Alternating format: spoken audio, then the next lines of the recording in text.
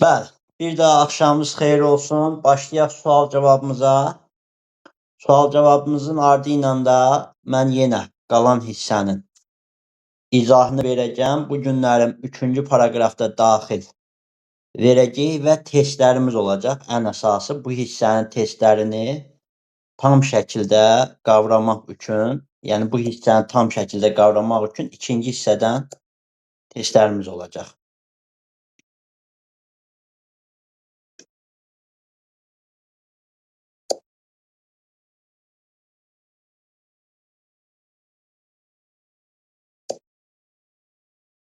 Yəqin ki, orada əl qaldırma işarəsini hər biriniz bilirsiniz. Sualı bildikdə əl qaldırmaq lazımdır və mən də həmən şəxsə sualı yönləndirəcəm.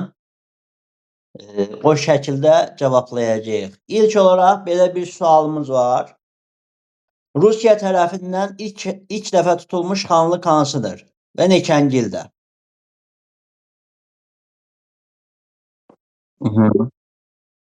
Samirə, buyur. Salam müəllim. Salam. Adım Aynişandır. Başqa telefondan qoşulmuşam. Hə, Aynişan. Sən Qəbələdən qoşulan qız idin. Bəli. Əla. Buyur Aynişan. Mən 1552-ci ildə Kazan xanlığı. Yox, Kazan demirəm. Rusiya tərəfindən, hə, o tərəfdən. Bəs Azərbaycanda neçənci ildə tutulmuşdu ilk xanlıq Azərbaycan ərazisində? Quba və Lənkəran. İlk dəfə. İlk dəfə tutulanı. Yaxşı, baxaq görək. Başqa kim var? Ləman. Mən də Həştərxan deyəcəkdim. Qazan xanın Həştərxan. O indi şimal ərazisidir. Ora düzdür. Amma birinci Kazan idi, sonra Həştərxan idi. 1552-də Kazan, 1556-da Həştərxan. Amma bizə lazımdır Azərbaycan ərazisində ilk xanlığın tutulması. Zeynəb. Mən Bakı xanlığı. Yox, Bakı xanlığı tutulmur. İlk dəfə kim deyə bilər bunu bizim üçün? İlk dəfə Rusiya bu xanlığı tutur. Elə bu xanlıq müqavimət göstərmişdi deyə ləğv olunacaq. Əbülfəz. Mən Noqay orası. Yox. Yox. Gəncə xan. Dəniz hansını dedin? Gəncə. Neçənci ildə tutulur Dəniz? 1804. Bəli, 1804-də tutulur və ləğv ediləcək. Dəniz, deyə bilərsənmi, Gəncənin adı dəyişdirilirmi? Gəncənin adı Yelizavetpol qoyulur. Aleksandrın arvadı Yelizavetin şərəfinə. Bəli, Yelizavetpol adlanmağa başlayır. Bəs Dəniz qız, sən mənə denən görək, bu Aleksandr dedin ki, Aleksandr kimdir ümumən? Aleksandr Rusiyada 1801-dən 1825-də hakimiyyətdə olub. Bəli. Hökmdar. 1801-1825-ci ildə hakimiyyətdə olub. Kifayətdir bu qədər. Növbəti sualımız səslənir. Kim bizə ilk dəfə Xəzər sahili ərazilərə yürüş edən Rus hökmdarı var ki, Xəzər sahili əraziləri tutmuşdu. Söhbət 1-ci Pyotrdan gedir. 1-ci Pyotrun hakimiyyət illəri kim bizə deyə bilər? 1682-1725. Aha. Amma çalışaq birbaşa yerdən deməyək. Yaxşı. Birbaşa yerdən deməyək. Aha. Yaxşı, növbəti sualımız səslənir. Növbəti sualımız belədir. İlk dəfə bu müqavilə ilə Azərbaycan Rusiya və Osmanlı arasında iki yerə bölündü. Bu hansı müqavilədir? Demək, burada bir çox nəfər əl qaldırıb. Baxaq görək. 5 nəfərin əli qalxıb. Yaxşı, Zeynəb cavablasın. İstanbul müqaviləsi. Hansı? İstanbul müqaviləsi. Bəli, neçənci ildə idi bu müqavilə? 1724. Əla, 1724-cü ildə idi, bəli. Pyotr Xəzər sahili əraziləri ələ keçirəcək və digər Azərbaycan əraziləri isə Osmanlıda qalacaq. Və deyə bilərmi, Zeynəb, deyə bilərsənmi, bu müqavilənin şərtinə görə Osmanlı bu ərazini götürsə də burada qoşun saxlamamalı idi. Həmin ərazi hara idi?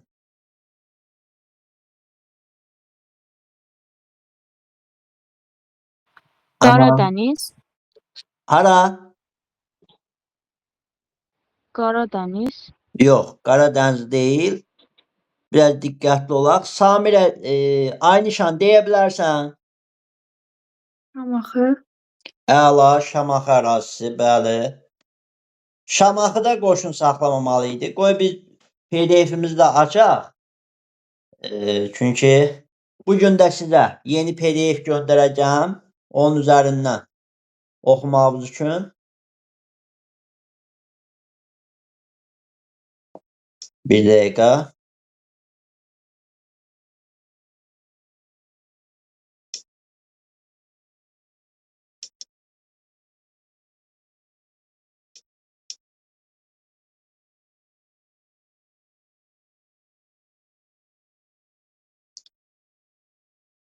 Bəli, söhbət Şamaxıdan gedir. İndi bir dəqiqə burada biz gedişatı tam şəkildə göstərəcəyik.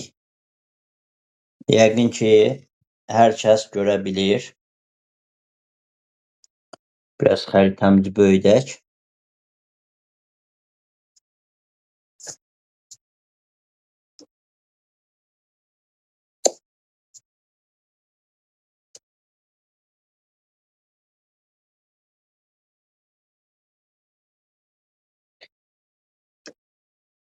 Bəli, baxın, Şamaxı ərazisindən söhbət gedir.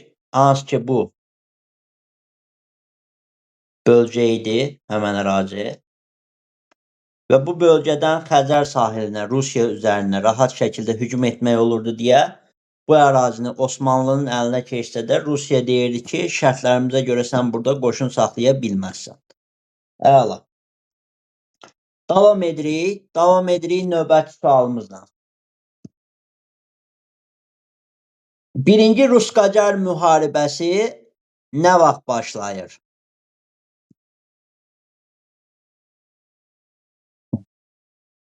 Ləman. Murad, oxumamısan dərsin, Murad. Oxumuşam müəllim. Oxumamısan dərsi. Oxumuşam. Buyur, Murad. 1804-1813 idi mən. Bəli, 1804-1813. Hansı müqavilə ilə sona çatıb, Murad, bu? Hansı müqavilə yadımda deyil mənim. Müqaviləni bizə Deyim müəllim. Zeynəb deyəcək. Mən deyim. Qoy Zeynəb desin. Zeynəb o birisi Zeynəbdir da. Burada 2 dənə Zeynəb var. Zeynəb Zeynalov. Buyur Zeynəb.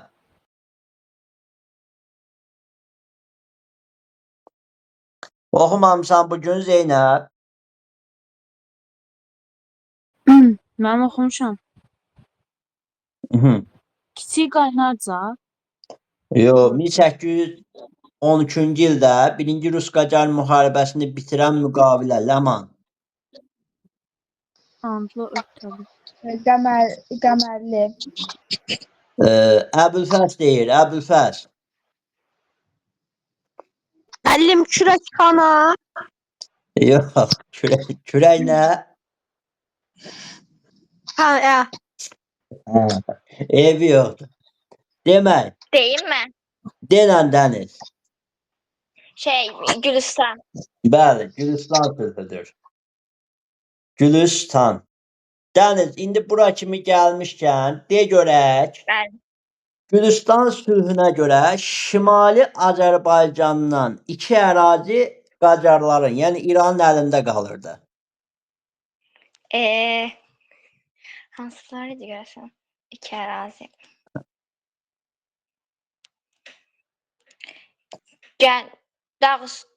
Gəncə, Qarabağ. Yox. 8. Şimali İrəvanla Azərbaycandan. Naxçıvan. İrəvanla Naxçıvan. Naxçıvan, bəli.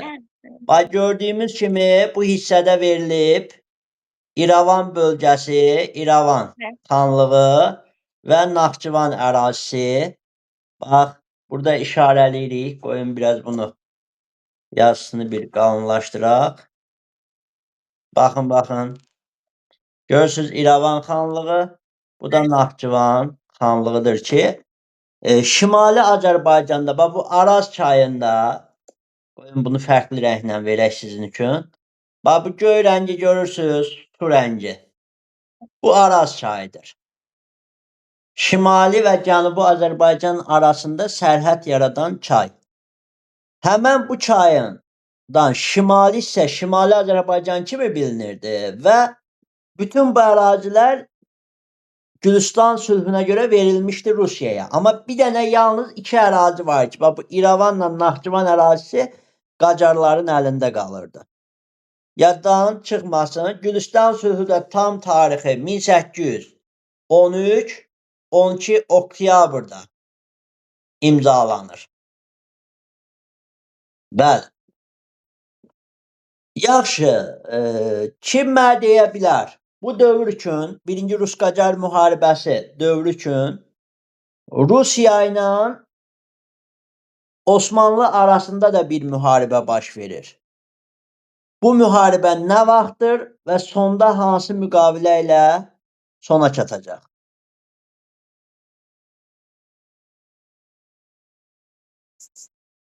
Kim deyə bilər bu müqaviləni? Bax, Rusiya necə ki Qacarlarla müharibə aparırdı 1804-13-cü ildə. Elə bu ərəfədə eyni zamanda Osmanlı da Rusiya ilə müharibəyə başlayır.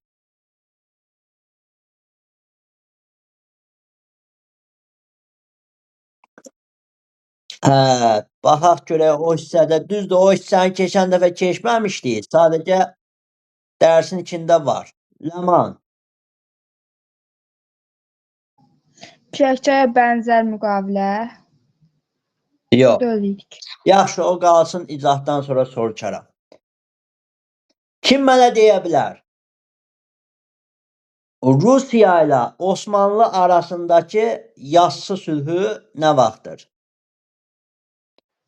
Yassı sülhü. Deyim, Deyim mən. Sabir deyim oradan mən. səadət verəcəm. Növbə səadə. İndi bayaqlarım sən cavablandırdın. Qoy baxaq görək başqalarının məharəti. Murad. Mən. Mənim 1791-də idi. Murad. Burada üstünlük kimin əlinə keçir? Burada üstünlük müəllim Rusiya. Rusiyanın əlinə. Deyə bilərsən, bəs bunlar arasındakı yassı sülhü ilə bitən müharibə neçənci ildə başlamışdı? 1787. Allah Murad. Murad bəy deyə bilərsənmi, bu dövrdə Rus hökmdarı kim olub? O dövrdə Rus hökmdarı müəllim. Aha. 93. O bir dəqiqə müəllim deyəsən. Ləman. Pyotr idi müəllim. Yox, Yekaterina 1762 796. Əla, baba 1762-96. Uşaqlar, başa düşürəm, bu hissələr biraz çətindir, qarışıqdır, amma pis deyil, daha da yaxşı aparmaq lazımdır, daha da mükəmməl vəziyyətə gəlmək lazımdır. Bax, bu hissələr mütləq şəkildə gəlir. Ona görə keçən dərs biraz ətraflı danışdıq. Bunu da YouTube-a yükləyəcəyik. oradan YouTube'dan özünüzə uyğun qeydləri götürərsiniz. Yaxşımı? Bir yarım saat 40 dəqiqə bu gedişata baxaq, sonra keçəcəyik yavaş-yavaş izaha. Keçən səfər biz səhvləmirəmsə orada Kürəkçay müqaviləsində qaldıq, eləmi? Bəli. Bakı, Dərbənd, Qubanın işğalına keçə bilmədik. Bu hissələrə də indi bugün keçid eləyib izahlarını verəcəm. Yaxşı. Onda mənə kim deyəcək? Kim deyəcək?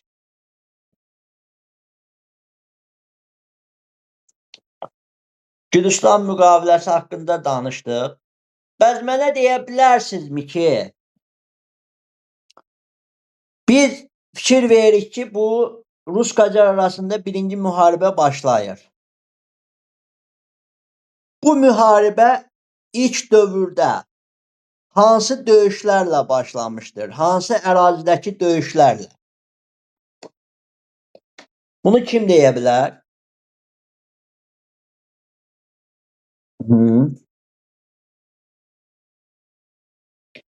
Əbülfəz? Üç kilsə döyüşü müəllim. Nədir? De görək Əbülfəz. Üç kilsə döyüşü müəllim. Əla, bəli. Üç kilsə döyüşü ilə başlayır. Hansı ayda olduğunu bilirsən? İli yadındadır. 1804 Bəli, 1804-ün hansı ayı? iyun Bəli, iyun ayı. Əla. Orada bir dənə də var idi bu döyüşdən sonra.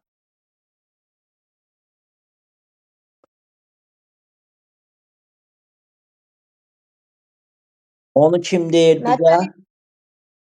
döyüşdən sonra nə? Bir dənə də döyüş var. Üç kilsə döyüşündən sonra.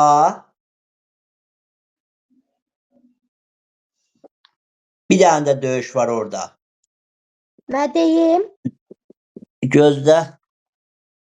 Burada Zeynəb Əsgərli. Qəmərli döyüşü. Əla, bəli, Qəmərli döyüşüdür. Bəli, Qəmərli döyüşüdür. Əla. Yaxşı. Bu döyüşlərin ikisində də kim qalib gələcək? Bunu kim deyər? Qacarlar. Aha. Yerdən deməyək də. Bu döyüşlərin ikisində də kim qalib gələcək? Qacarlar. Qacarlar üstünlük əldə edəcək. Bəli. Yaxşı, mənə deyə bilərsinizmi?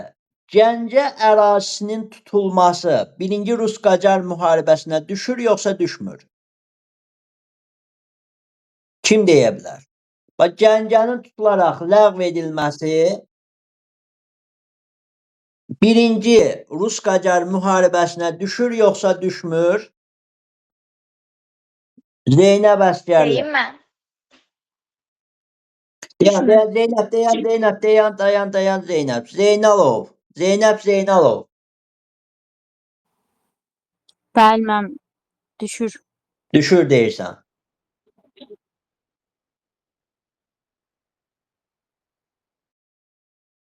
Yaxşı, oradan ay nişan desin görək. Düşür. Mən xeyir düşmür. Ay nişan nəyə əsasən deyirsən düşmür? Çünki Gəncə 1804-cü ildə yanvarda tutulubdu, amma o biri iyun ayında tutulduğuna görə düşmür. Bəli. Zeynəb, bax, qızım, o yaddan çıxmasın, oldu mu? İyunda Yaxşımı? üç kilsə döyüşü ilə Rus-Qacar müharibəsi başlayır. Amma Gəncənin tutulması və ləğvi yanvar ayındadır. Oldu. Gəncənin sonuncu xanı kim idi? Deyim müəllim mən. Deyim. Səbirli olun, hamıya sual çatacaq. Aynişana sual verdim. 3 nəfər əl qaldırıb. Demək. Zeynalov. Zeynəbə də sual verdik. Zeynəb cavablayanmadı. Qoy. Zeynalova. Zeynalov, buyur görək. Kimdir? Cavad xan. Cavad xan. Hakimiyyət illərini deyə bilərsən? Hakimiyyətləri. Mən deyim. Yox, gözləyim fikirləşsin. Neçə? 1786, Aha. 1804. Bəli, 1786-dan 1804-ə qədər Cavad xanın hakimiyyət illəridir. Əla. Davam edirik növbəti bir sualımızdan. Növbəti sualımız belədir.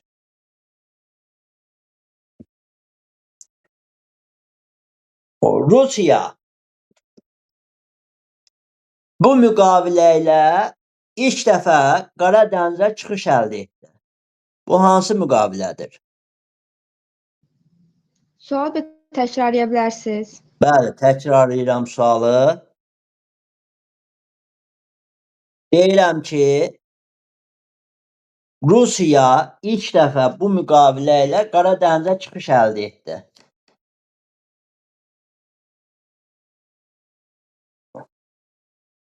Demək, bir dənə Aynişan əl qaldırdı. Buyur Aynişan. Yassı. Aha. Aynişan, hələ ki sənin cavabı hüquqi şəkildə saxlayıram. Zeynalov, Kiçik Qaynarca mı? neçənci ildədir Kiçik Qaynarca? 1774. Bəli, 1774. Bəs deyə bilərsənmi bu indi Aynişan, bu haqda danışacağam sənə. Diqqətlə qulaq as indi Zeynəbə yönəltdiyim suallara da. Zeynəb, sən mənə deyə bilərsənmi? Bax bu Kiçik Qaynarca sülhü deyir ya. Burada kimlə kimin arasında imzalanır? Mən Rusiya deyim. ilə Osmanlı. Təbir olun, hamımıza sual gəlir də uşaqlar. Burada sual yönləndirmədiyim uşaq var. Yoxdur ki. Hamıya sual gələcək. Yaxşı. Sadəcə suala düz cavab verənlər var, səhv cavab verənlər var. Ona görə səhv cavab verənlərdən də bir nəsə almaq istəyirəm. Kiçik Qaynarca. Bəli, Rusiya ilə Osmanlı. Üstünlük zaten kimin əlinə keçir? Rusiyanın. Rusiyanın əlinə keçir. Bəli. Kiçik Qaynarca sülhü. İndi bax sual verirəm. Cavablayın görək. Kiçik Qaynarca sülhünə görə Osmanlı ərazisindən ayrılan xanlıq hansı idi?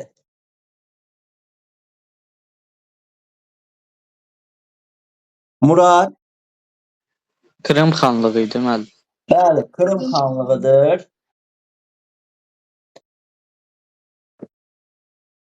Bəs bu Krım xanlığını nə vaxt Rusiya işğal edəcək? Bunu kim cevaplaya bilər? Aha. Demək, burada bizim Zeynəb Əsgərova.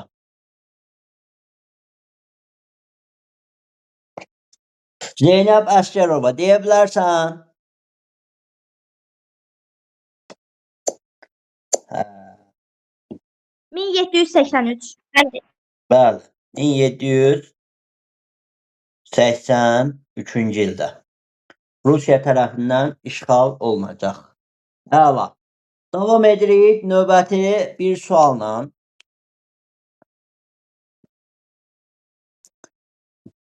Buxarest, yox, onu hələ keçməmişsiniz.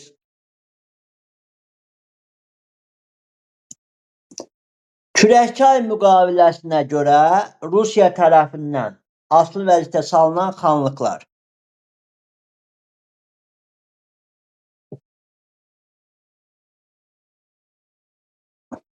Aynişan, Qarabağ və Şəki xan. neçənci ildədir bu Kürəkçay müqaviləsi Aynişan? Qarabağ xanlığı 1805-ci ilin 14 mayında, Şəki də 21 may. Bəli, Qarabağ 14 mayı 1805-in 21 mayda Şəki. Bəs kürəkçəyə bənzər müqavilə ilə. Bax yeni bir sualdır. İndi əl qaldıranlar. Kürəkçəyə bənzər müqavilə ilə Rusiyadan əsl vəzifə düşən xanlıq. Deyən görək, burada çoxdur cavablamaq istəyən.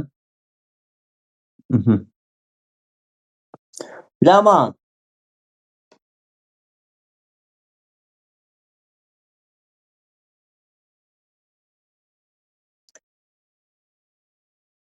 Yaxşı, Ləman ayrıldısa, Dəniz.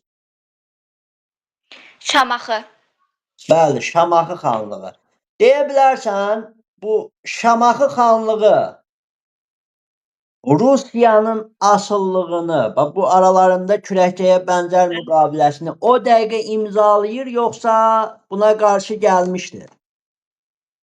Qarşı gəlir, sonra imzalayır. Orada hansı diyaloq baş verir, nə baş vermişdi? O haqda danışa bilərsən bizə? Daxili idarə etmə deyəsən müstəqil qalır. Xarici Rusiyanın olur. Rusiya da ordusunu şəhərə yerləşdirir. Hər il vergi ödəyirdi, səhv eləmirəmsə. Bəli, hər il vergi ödəyir. Amma mən onu demirəm. Yəni müqavilə bağlamamışdan əvvəl sən şərtləri dedin, əla. Müqavilə bağlanmamışdan əvvəl Şamaxı xanı Mustafa xan Rusiya qarşısında belə bir öhdəlik qoyur, belə bir şərt qoyur. Andlı öhdəlik. Yox, andlı öhdəlik tam başqa bir şeydir. Baxaq görək Aynişan nə deyir bu haqda? Şirvan xanı deyirdi ki, Azərbaycanı birləşdirib mənə verməlisən ondan sonra. Yaxşı, bunu nəyə görə əsaslandırır ki, deyir ki, Azərbaycanı birləşdir, mənə ver, biraz mən idarə edim. Sonra Deyirdi ki, mənim babalarım böyük Şirvanşahlar dövlətini idarə etmişdi, ona görə istəyirdi. Bəli, bəs Dəniz, Şirvanşahlar dövlətinin yaranması nə vaxtdır, Dəniz? 861. O da Leyla var. Leyla, bəs süqut nə vaxtdır? Leylaya mən sual verməmişəm hələ. 1538. Neçə? 1538. Bəli, keçən səfər danışdıq. Hansı dövlətin hansı hökmdarı tərəfindən? Səfəvi hökmdarı 1-ci Təhmasib. Hakimiyyət illəri? 1524-1576. Əla, bəli. Davam edirik belə bir sualla. Ləman cevablaya bilsə cavablayacaq. Cavablayanmasa kiməsə ötürəcəm bu sualı. Bəli. Ləman.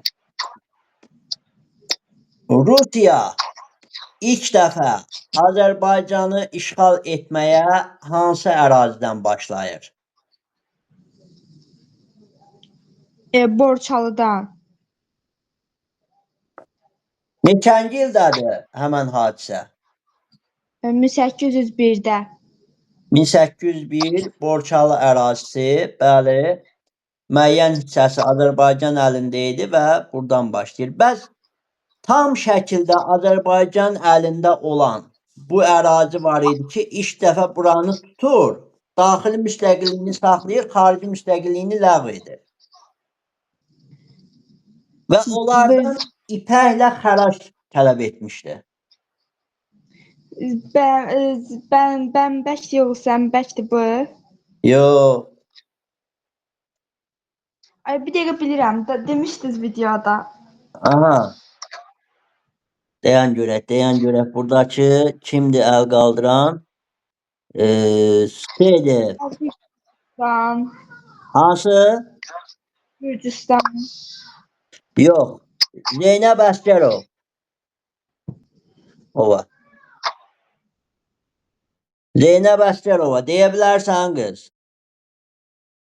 Carbalakan. Bəli, Car Balakan ərazisidir. Əla. Bəli, Car Balakan. Neçənci ildə qız bu ərazi tutulur?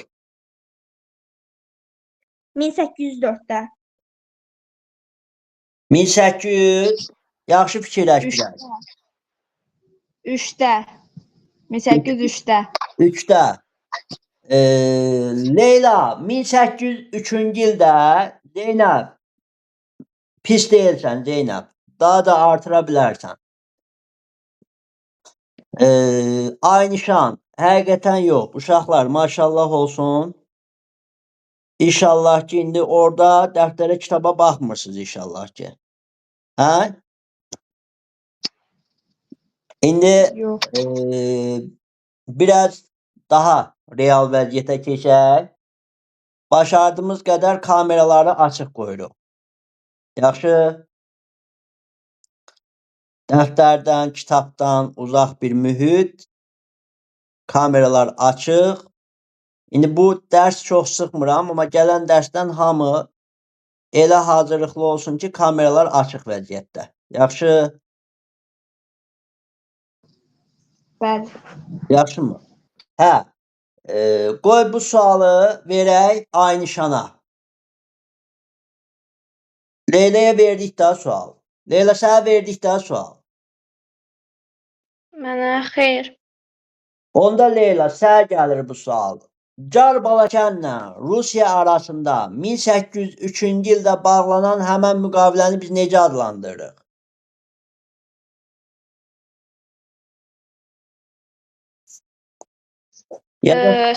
Andlı öhdəlik də.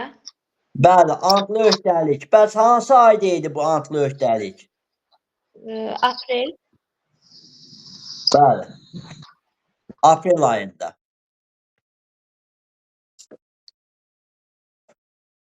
Aynişan, sən mənə denən görək.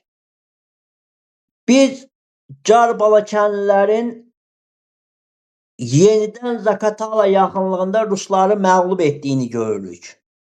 Bu hadisə neçənci ildə baş verir? 1804-cü ildə. Hansı döyüş deyirik biz buna?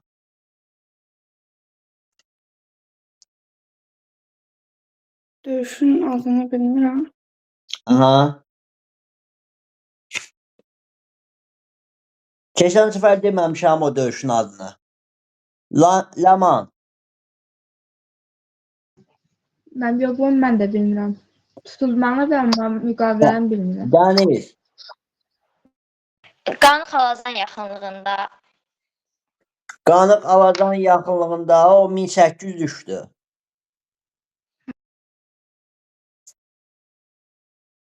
Zakatala yaxınlığında. Bu Car Balakən bölgəsi ki var, görürsünüz göynən işarələyirəm. Bunun aşağı hissəsi Zakataladır. Zakatala yaxınlığında döyüşdür. Oldu mu? Bu da yaddan çıxmasın. Uşaqlar. Yaxşı uşaqlar. Keçən səfər biz danışdıq ki, 1805-ci il dekabr ayında Fit dağı ətrafında kürəkçəyə bənzər bir müqavilə ilə Şamaxı xanlığı da asılılığı qəbul etdi. Amma bu asıllılıq prosesi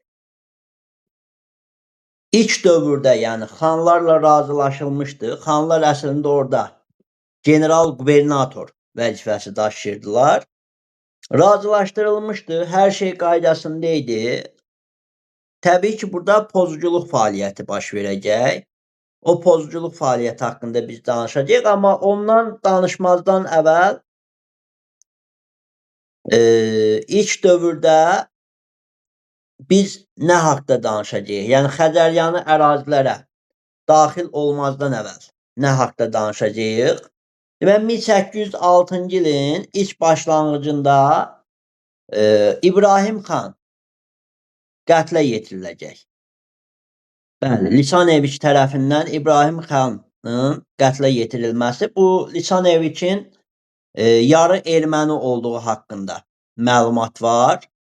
Torpaqların bir sıra hissəsini öz əlinə keçirmişdi. Amma torpaqların ən böyük hissəsini əlinə keçirən bu yox, buna tapşırıq verən idi. Kim idi o? Məddətov. o tam şəkildə erməni idi. Məddətov demək olar ki, Qarabağ bölgəsindəki torpaqların çox hissəsini öz əlinə keçirmişdi və Lisanevicə əmr vermişdi ki, İbrahim Xəlil xan öz ailəsi ilə Qarabağ ərazisində, xanlığın ərazisində səyahətdə olanda onu qətlə yetirirlər və bu qətli görən Şəki xanı başa düşür ki, əslində heç də Azərbaycan ərazisini tabe edib daxili müstəqilliyini saxlamaq yox, ümumi şəkildə türk düşmənkiliyi başladılıbdır və tamamilə Azərbaycan ərazisindəki xanlıqları da ləğv edib buranı Rusiya ərazisinə çevirmək planı həyata keçirilirdi. Və bunu görən Səlim xan təbii ki, mübarizəyə başlayır.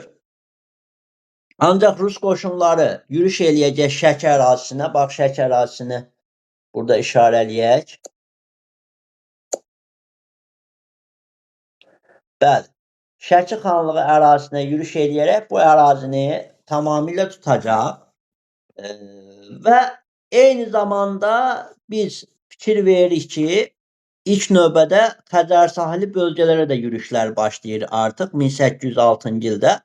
Desəz müəllim, bəs bu Şəki xanı Səlim xan hara gedir? Səlim xan məğlub olacaq Rus qoşunları qarşısında və qaçacaq Qacarlar dövlətinə. Fətəli Şah, Qacar dövlətinin başçısı və bilirsiniz ki, Azərbaycana dəstək göstərən orada bu Fətəli Şahın oğlu Abbas Mirzə idi. Hər dəfə Şimali Azərbaycana dəstək göstərirdi gəlib. Çünki onların da zaten Şimali Azərbaycanı tutmaq kimi planları var idi. Ona görə oradakı xanlıqları öz ərazisində Rusiyaya qarşı çıxan xanlıqları öz tərəfinə çəkirdilər. Amma Rusiya geniş miqyaslı təbii ki, demək, işğallara başlayacaq. Şamaxı xanlığı da, Şamaxı xanı Mustafa xan da Rusiyaya qarşı çıxır, o da qaçır Qacarlar sarayına və beləliklə artıq Rusiya yavaş-yavaş başlayır ilk növbədə Dərbənd xanlığının işğalına. Bax, Dərbənd ərazisi haradır? Bax, bu hissə. Dərbənd xanlığı ərazisini başlayacaq işğal eləməyə və 1806-cı ildə ilk olaraq ardıcıl sırayla Dərbənd xanlığını işğal eləyəcək. Dərbənd qala açarları Siyanova təhvil veriləcək tam şəkildə. Ləman, nəsə söz demək istəyən əl qaldırmısan? Yox, müəllim, sual cavabda ona əlimi qaldırmışdım. Onda sağ fikrimizi qarışdırmasın. Bəli, uşaqlar, indi nə baş verir? Deyirsiniz ki, müəllim, Dərbənd xanlığını tutandan sonra niyə Qubaya yox, Bakıya, Bakı xanlığına yürüş edilməyə başlayır? Bunun bir səbəbi varmı? Var əslində. Niyə? Çünki Quba xanlığı hələ Yekaterinanın dövründə 1775-ci ildə Rusiyadan demək olar yarımasılı vəziyyətə düşmüşdü. Belə ki, Yekaterinadan dəstək almışdı. Bu dəstəkdə nə yönümlü idi? İndi o haqda növbəti dərslərimizdə danışacağıq. O ilin əvvəlində başlayan, avqustda başlayan dərslərimizdə bura qədər gətirəcəyik. Orada məsələ ondan ibarət idi ki, bu Qubalı Fətəli xanın bölgəsi olan Dərbəndi mühasirəyə almışlar. Ona qarşı bəzi Azərbaycan xanları və Gürcü hökmdarı 2-ci İraqli döyüşməyə başlamışdı. Düşmənkiliyə başlamışdılar və o da Yekaterinadan kömək istəyir. Yekaterina da gəlir o Dərbəndi mühasirədən azad edir. Dərbənd Qubanın əlində idi o vaxt üçün. 1775-ci ildən söhbət gedir. O dövrdən bir yarımasıllıq var idi. Rusiyanın dediyi sözə qulaq asırdı və buna görə də o Quba ilə yaxşı keçinirdi deyə 1806-cı ildə ilk növbədə Qubaya yürüş etmir. Və nə baş verir? Bakı xanlığına yürüşünü eləyir. Bakı xanlığını tuturmu? Tutur. Amma 1806-cı il ilk yürüşdə tam tuta bilməyəcək. Səbəb nə idi? Çünki 1806-cı ildə bu Bakı ərazisinə yürüş eləyəndə o fikir verir ki, Bakı ərazisində nə baş verir? Bu Bakı xanlığı ərazisində son hökmdarı Hüseynqulu xan və onun əmisi oğlu var İbrahim bəy. Sizin kitablarda deyəsən onu yazmayıbdır. Yenə deyirəm, yadınızda saxlayın. Olimpiyadaya gəlir. Həm də 11-ci sinifə baxırsan ki, bəzən kitablarda verilir. İbrahim xan da var idi. Demək, Sisiyanova, 1-ci Aleksandrın o ən əsas komandanı olan Sisiyanova deyir ki, mən açarı sizə təhvil vermək istəyirəm, qalan açarları. Əslində burada bir plan qurulmuşdu. Hüseynqulu xanla Siyanov görüşəndə İbrahim bəy, yəni Hüseynqulu xanın əmisi oğlu, Siyanovu öldürəcəkdi və Rus orduları öz komandanını itirdiyinə görə Bakıdan geri çəkiləcəkdilər. Gözlənilən əslində belə də olur. Nə baş verəcək orada? Demək, 1806-cı ildə bunlar görüşür və 1806-cı ildə İbrahim bəy Siyanovla Hüseynqulu xan görüşəndə Siyanovu öldürür. Belə olur, Rus qoşunları geri çəkilir. Amma qısa zaman ərzində əlavə dəstələr gələrək Bakıya hücum olur, Ruslar Bakını azad edir. Dərbənd və Bakı avtomatik şəkildə elə 1806-cı ildə tutulur. Bunlarda daxili quruluş saxlanmır. Daxili idarə, daxili müstəqillik saxlanmır. Bunlar tutulan kimi də ləğv olunur, birbaşa Rusiyanın ərazisinə çevrilirlər. Bəli. Qubaya yürüş baş verir. Qubaya yürüş baş verəndə təbii ki, Quba xanlığı tutulur, işğal olunur. Daxili müstəqilliyi saxlanılır. Və buranın idarəsi əvvəlki Bakı xanı olmuş 2-ci Mirzə Məhəmmədə tapşırılır. Qubanın idarəsi. Əvvəlki Bakı xanı olmuş 2-ci Mirzə Məhəmmədə tapşırılır. Qoy bunu burada qeyd eləyək. Əvvəlki Bakı xanı olan 2-ci Mirzə Məhəmməd. Bəli, tapşırılır buna və burada əyalət şurası yaradılır. Desəz müəllim, nəyə görə əyalət şurası? Müvəqqəti idarəyə görə. Müvəqqəti idarə baş verdiyinə görə əyalət şurası yaradılır orada. Bəs deyərsiniz, bu müvəqqəti idarə nə deməkdir? Əslində bu proses, yəni xanlıq idarə üsulu ləğv edilib. Bu xanlığın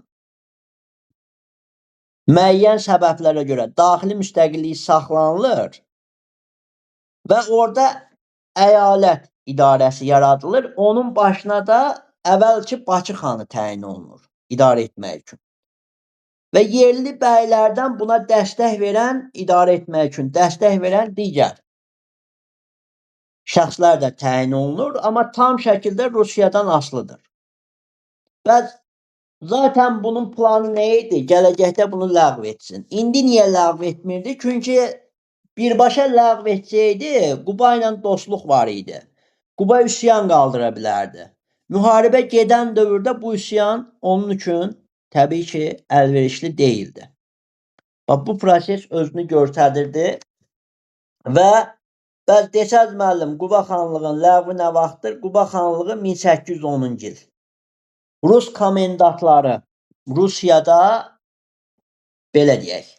Bu Cənubi Qafqazı, ümumi Azərbaycan. Bax, həm Cənubi Qafqaz, həm Şimali Qafqazı idarə etmək üçün dəqiqə. Bax, bu hissə Cənubi Qafqazdır, Rusiya tərəf şimal.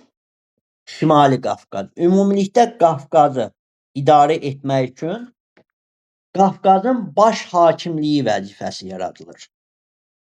Və o bütöv şəkildə Qafqaz üçün hakim idi, idarəçi idi.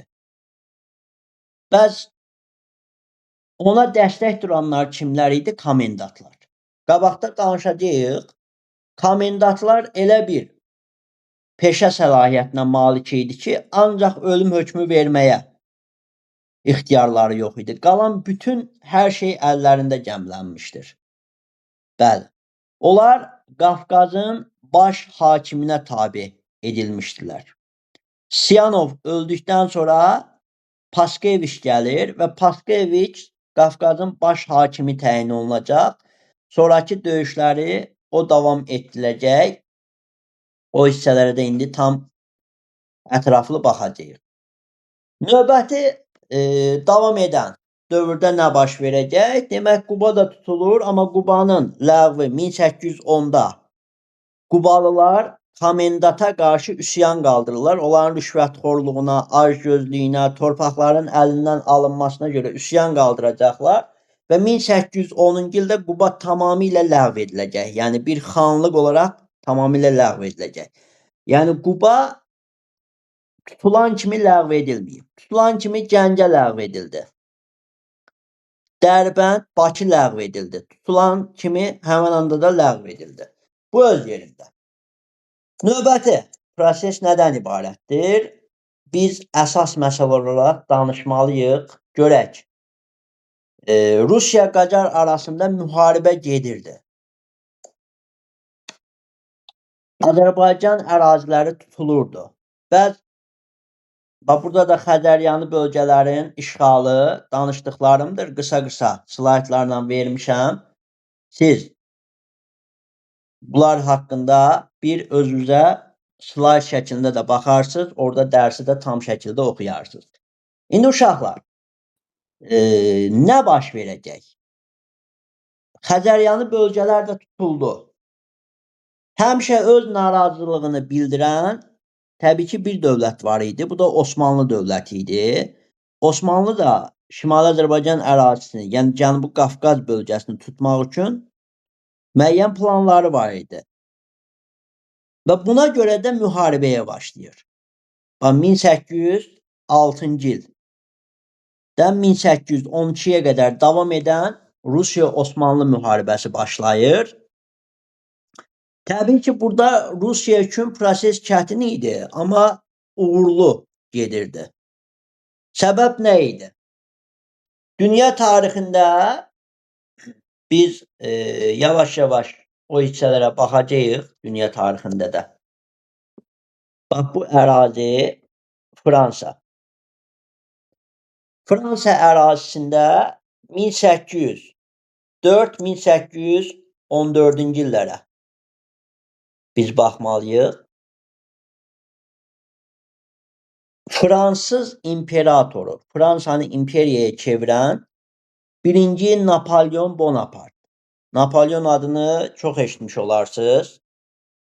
Napolyon Bonaparte Avropada münaqişəli vəziyyət yaratmışdı. Avropada çox ölkələri özündən asılı vəziyyətə salmışdır. Və demək olar Avropanın əksər ölkələri buna qarşı mübarizə aparmağa çalışırdı. Bu da Avropanın digər ölkələrini ətrafına yığaraq İngiltərəyə qarşı birləşməyə çalışırdı.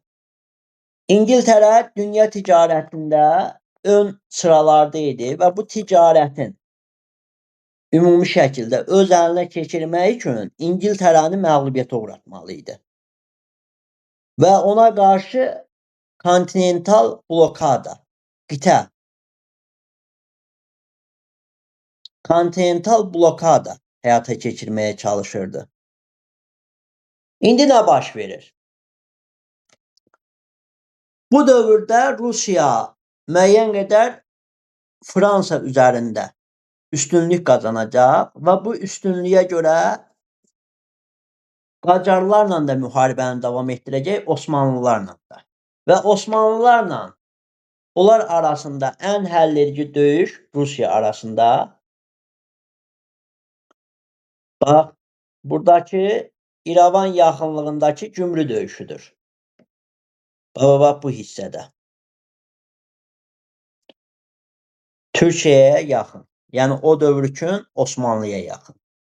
Gümrü döyüşüdür 1807-də. Gümrü döyüşü Osmanlı məğlubiyyəti ilə başa çatır. Rusiya qələbə çalacaq və bu müharibənin axırı 1812-ci ildə bayaq deyirdi ya, Buxarest sülhü ilə sona çatacaq.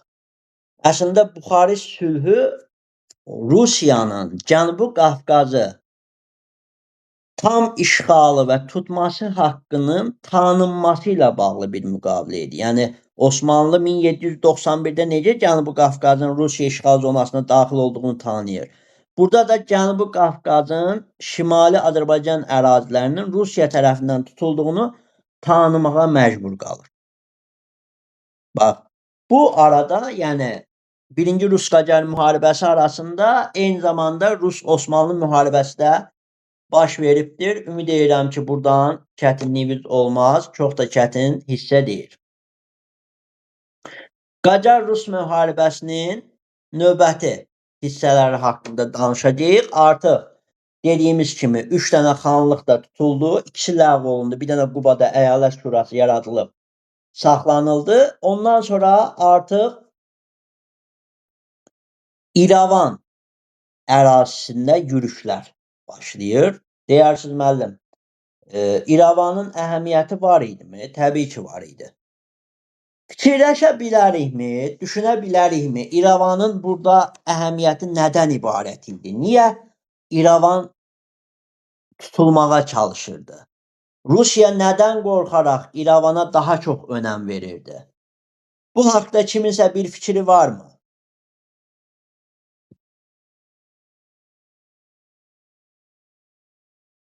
Hə.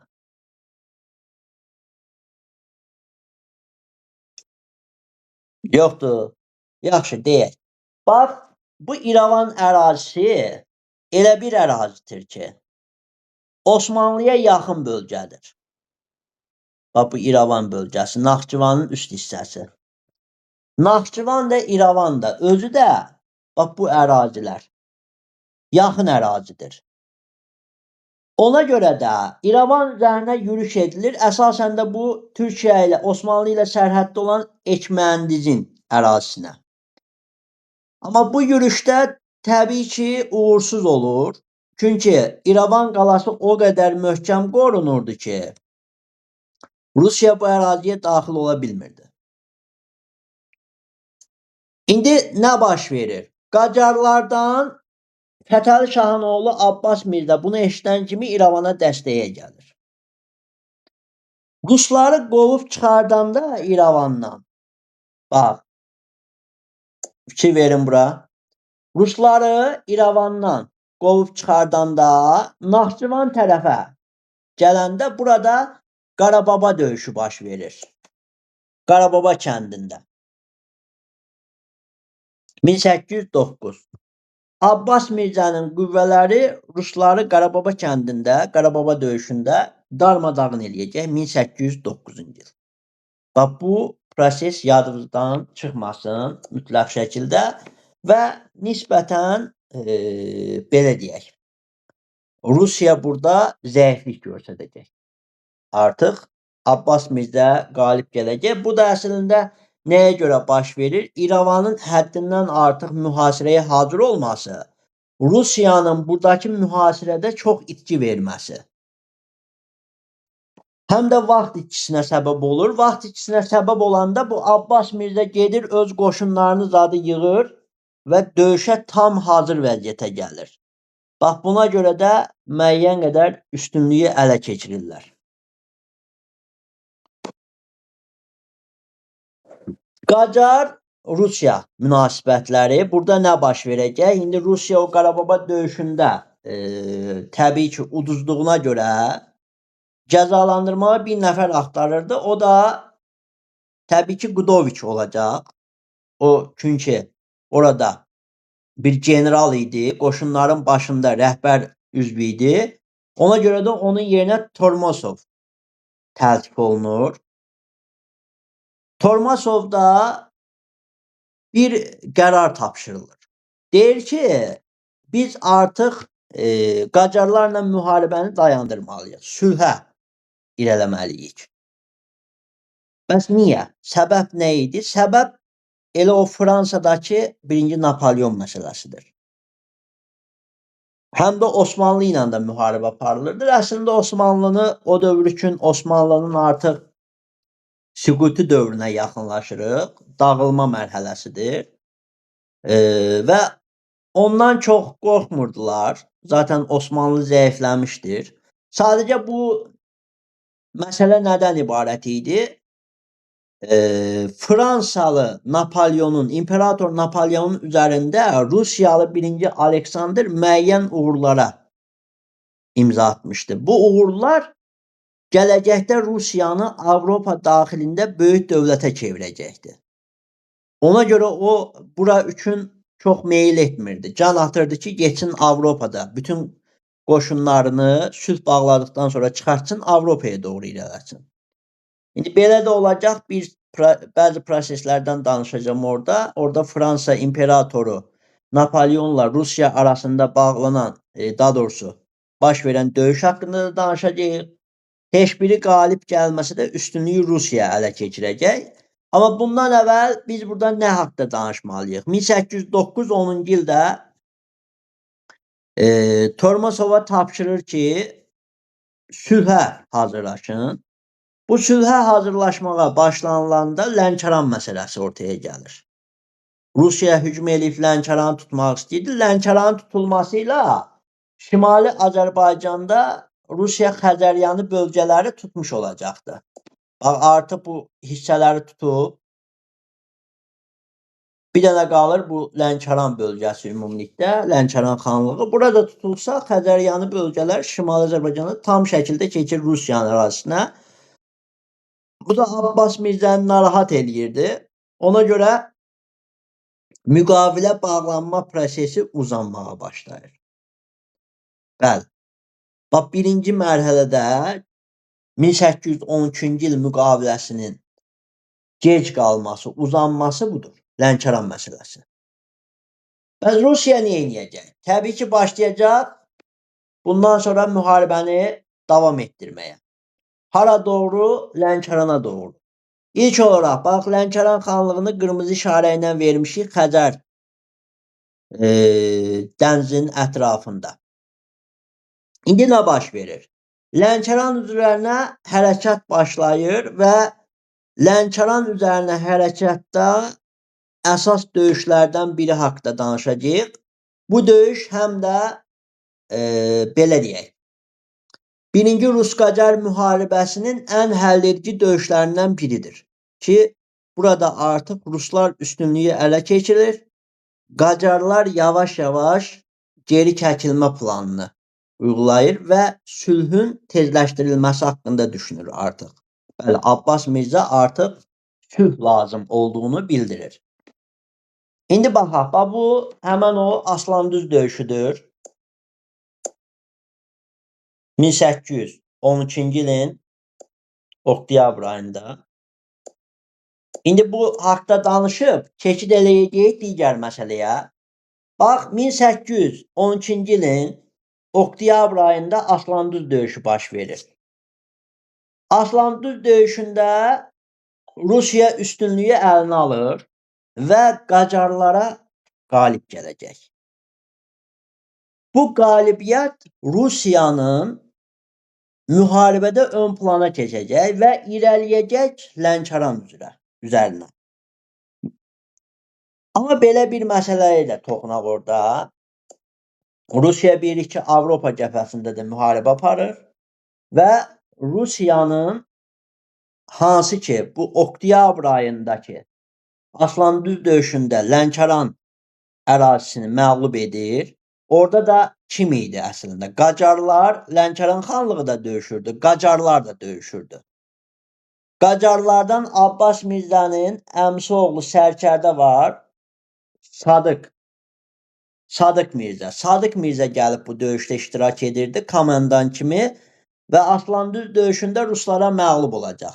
Oktyabr ayında məğlubiyyətdən sonra o tərəfdən Aleksandr Rusiya tərəfdə Avropa hissədən Fransanı üzərinə müharibəni gücləndirəcək. Bəli, öz gücünü toplayacaq. Oradan demək, Rusiya ərazisindəki Borodino ərazisi var. 1812-nin noyabr ayı. Bu Aslanduz döyüşündən sonra. Orada Fransa İmperatoru Napolyon Rusiya üzərinə hücum edir. Hücumda heç kəs qalib gəlməsə də Rusiya üstünlüyü qazanır. Yəni nisbətən itki məsələsində Napolyonun ordusu daha çox itki vermişdi və geri çəkilməyə məcbur olur. Amma heç kəs tam qələbə qazana bilmir. Burada Rusiya ilə əlaqədar idi. Rusiya ərazisi soyuq ərazi olduğuna görə, sərt şaxtalı ərazi olduğuna görə noyabr, qışa yaxın aylar onlara sərf etmişdi. Dolayısıyla qışa yaxın aylar onların qələbə çalması üçün önəmli bir faktora çevrilir burada. Onların silahları, döyüş hazırlığı zaten soyuq ərazi üçün formalaşdırılmışdı. Onların hərbi rejimdə, onların məşqləri zadı, bunlar hamısı soyuq vaxtlar üçün uyğunlaşdırılmışdı. Özləri də soyuq ərazidə yaşadığına görə rahatlıqla qalibiyyət əldə edəcəklər. Qaydırıq dekabr ayına. Dekabrın 31-də Lənkəran döyüşü baş verir. Lənkəran 1812, 31 dekabr. Əslində bu döyüş 1812-31 dekabrdan 1813 1 yanvara qədər davam edir. 2 gün. Dekabrda başlayır 1812-ci ildə. 1813-cü ildə bitir. Lənkəran döyüşünün sona çatması ilə Lənkəran xanlığı Rusiya tərəfindən tutulur. Amma bax bunun ləğv etmirlər. Daxili müstəqilliyini saxlayırlar. Bax, Lənkəran xanlığı 1813-cü ildə Rusiya tərəfindən tutulsa da daxili müstəqillik saxlanılır. Bəs nə vaxt ləğv olunacaq? 1826-da. Bəli, Lənkəran xanlığını 1826-da tamamilə ləğv edəcəklər. Bunun xanı Mir Mustafa xan, bax, Şamaxıda Mustafa xandır, burada Mir Mustafa xan. Mir Mustafa xan qaçır Qacarlar dövlətinə. Bəli. Bu öz yerində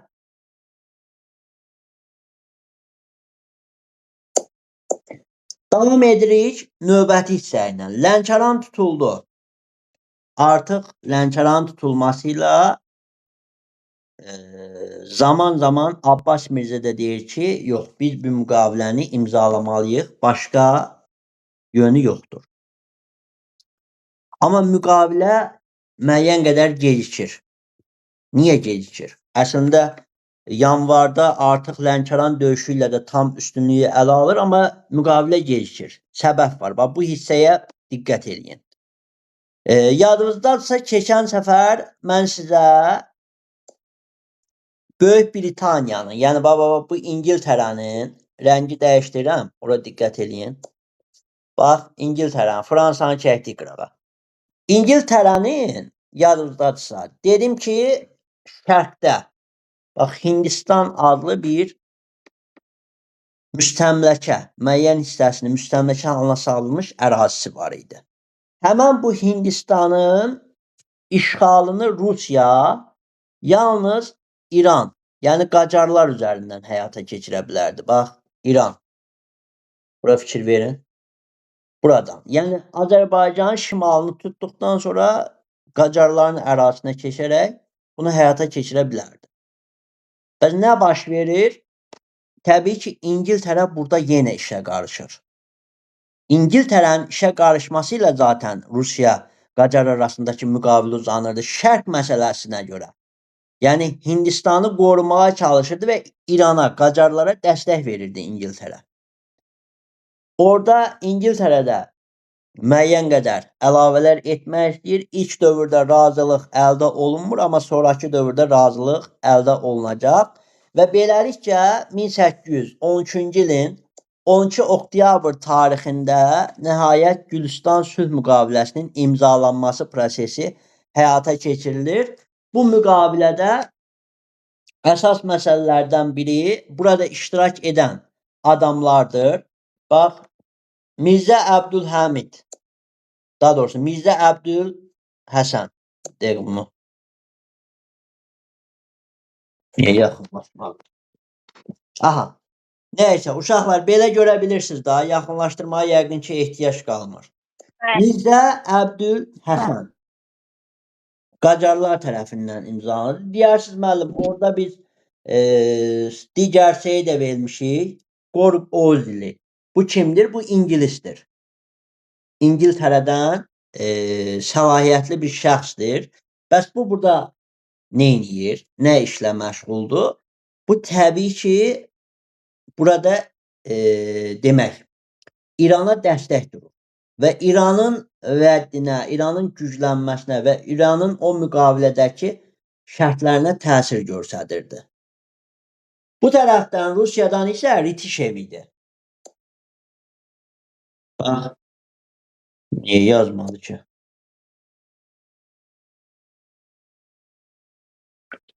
Bəli, Ritişev. Bəli, Ritişev Rus generalı idi, Rus nümayəndəsi idi. Özdə yadınızda saxlayın. 1813-cü ildə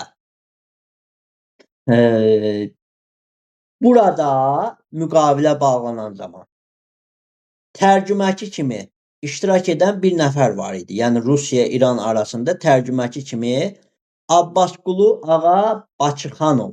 Bakıxanov nədir? Bakıxanov. Bakı xanlığının Bakı xanının oğlu kimi bilinirdi. Sonuncu Bakı xanı olan Hüseynqulu xanın oğlu Bakıxanov. Bəlkə çox eşitmiş olarsınız bu şəxsin adını. Abbasqulu Ağa Bakıxanov. Bugünkü gündə Koroğlu ərazisi, Koroğlu metrosundan çıxandan sonra həmən bölgə Bakıxanov ərazisi adlanır. Həmən şəxsin adınadır. Özdə onun 19-cu əsrə aid Gülüstan-ı İrəm əsəri var ki, bu Gülüstan sülhünə qədər baş vermiş hadisələrdən bəhs edir. Burada bir mədəniyyət kimi gəlir düşür. Ona görə də xatırlatmaq lazımdır. Müqavilə imzalanır. Müqavilənin şərtlərinə görə, bax, nə oldu belə? Bir dəqiqə səbir olun.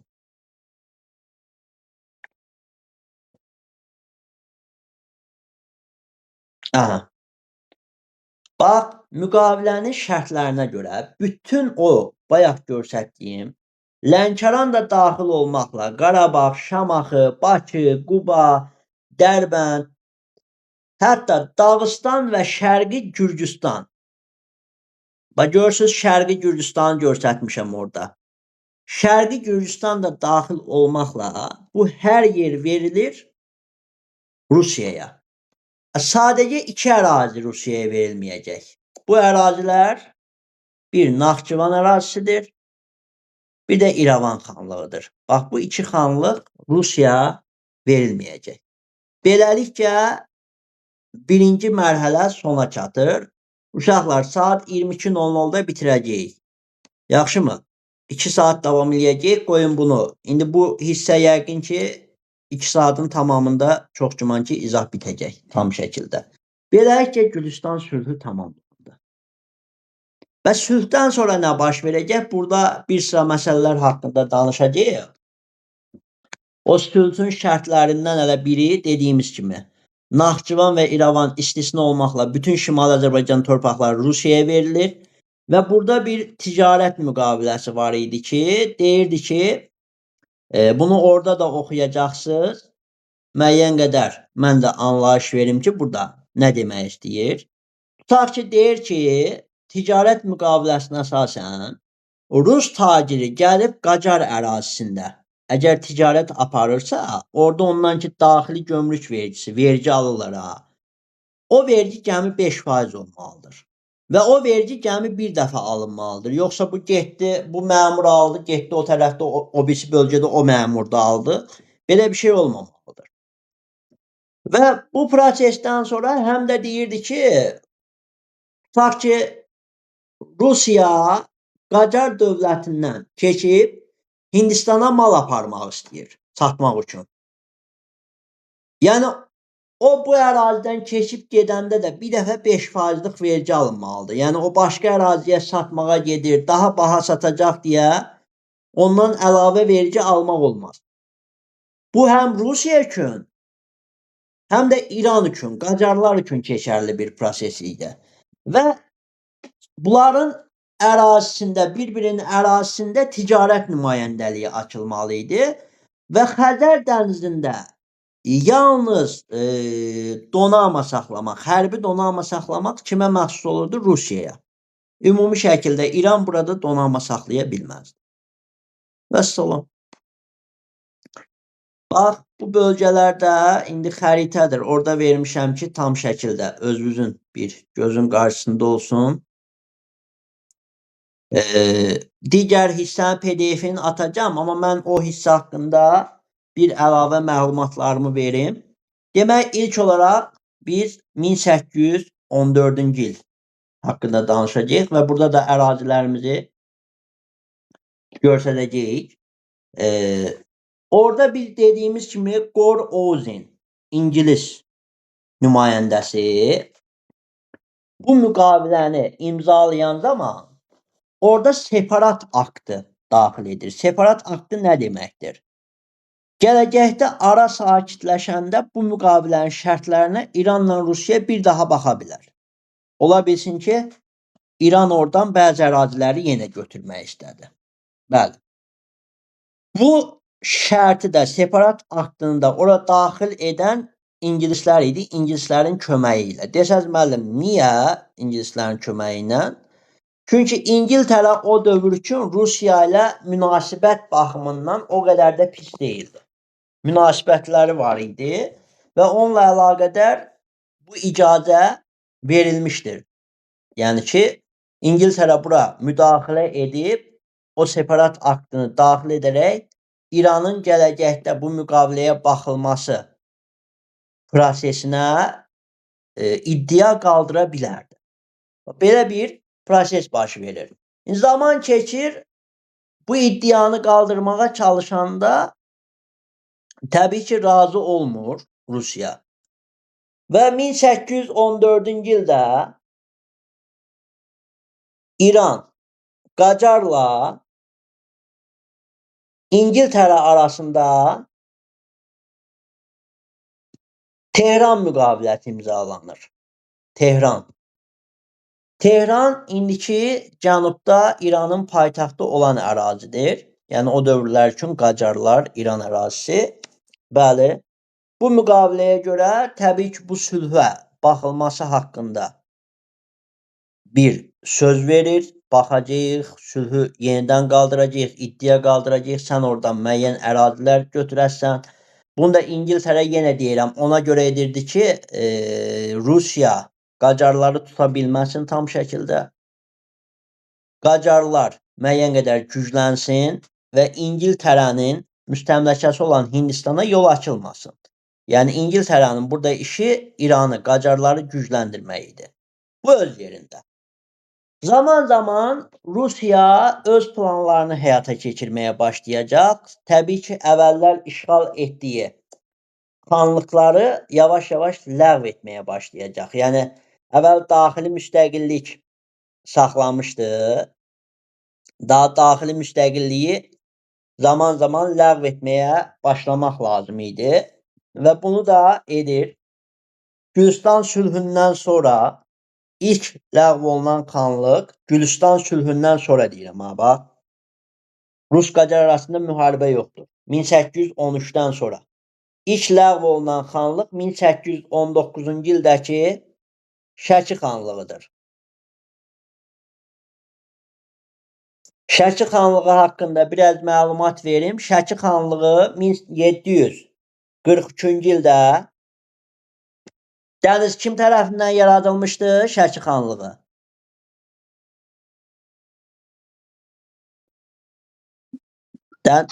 Dəniz qız, buradasan? Hacı Çələbi xan. Bəli, Hacı Çələbi.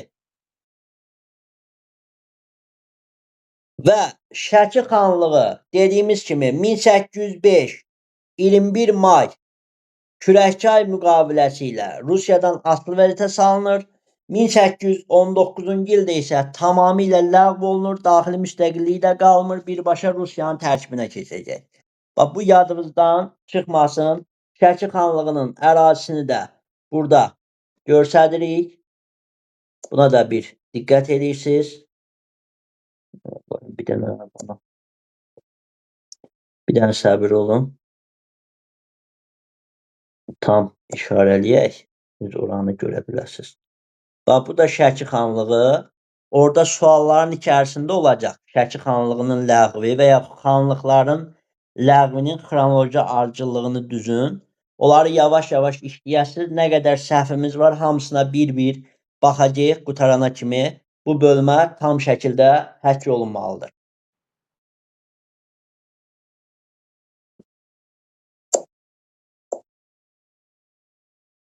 Bəli. Bu öz yerində. Davam edirik. Şəki xanlığı ləğv edildi. Bəs növbəti xanlıq hansıdır? 1820-ci ildə. Aramızda bilən varmı? 1820-ci ildə bu haqda bəzi məlumat vermişdim dərslərimizdə. 1820-də ləğv olunan xanlıq.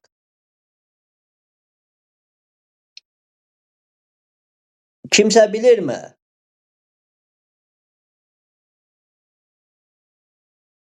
Yox. Demək, uşaqlar. Şamaxı. Hansı? Şamaxı. Bəli, Şamaxı xanlığı.